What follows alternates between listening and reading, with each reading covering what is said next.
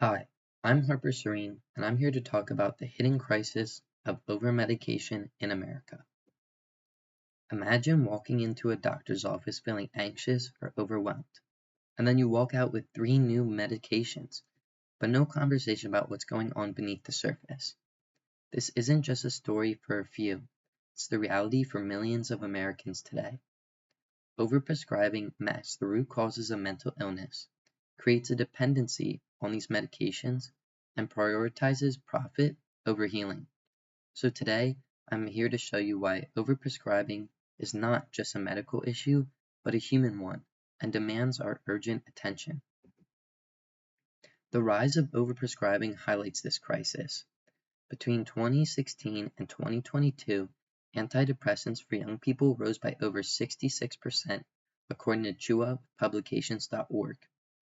And then it's concerning because less than a third of these people have seen a therapist within the past year, according to Warwine with Harvard Health.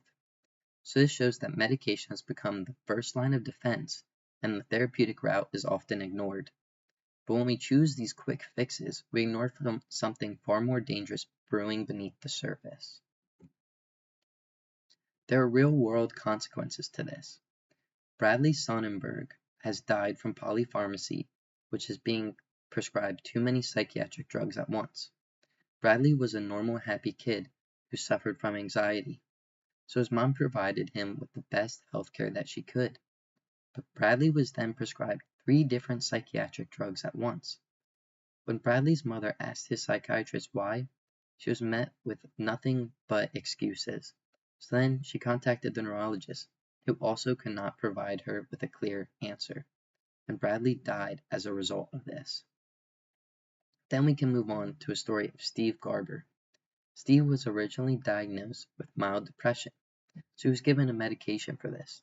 But this medication resulted in him banging his head on the wall, which was then misdiagnosed as bipolar disorder. To treat this bipolar disorder, he was given a cocktail of different psychiatric drugs, and this had a negative effect on him and caused him to struggle with doing daily routines which affected his real life. And these aren't just the only stories. There's also a story of Ruby Erlacher, who enjoyed being creative and the artistic side of life. She was then diagnosed with bipolar disorder and given different psychiatric drugs for this. Well, these psychiatric drugs caused her to be unable to eat and her hands to shake, so she was no longer able to do what she loved the most, being creative. A 2023 systemic review by Martin Leon found that up to 48.7% of individuals with mental illness misuse the prescribed psychiatric drugs, and this is due to a created dependency. So as you can see, overprescribing can just cause new problems. So why does this happen? Well, pharmaceutical companies in America can market directly to consumers, which is banned everywhere else in the world besides New Zealand.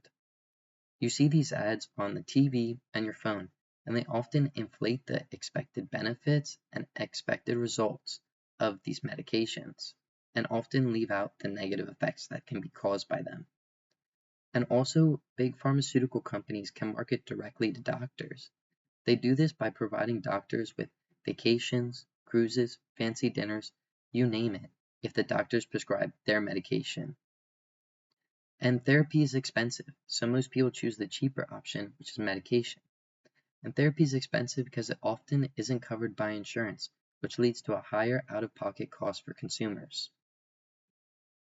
According to Lindsay Phillips with Counseling.org, 47% of the U.S. population in 2022 was living in a mental health workforce shortage area, and this is caused by a lack of therapists. There's a lack of therapists because they're often not reimbursed by insurance companies and have low salaries, so most people choose to go into the psychiatric occupation instead of therapeutic occupations. So overall, in America, we need more transparency from pharmaceutical companies, not just these ads glorifying their medications. We need more compassion from healthcare providers to find the root causes of what's happening that cause these mental illnesses. And we need more options. We don't need to just jump to medications as the first line of defense. And this is all because healing shouldn't come from layering a medication on top of medication, pill on top of pill.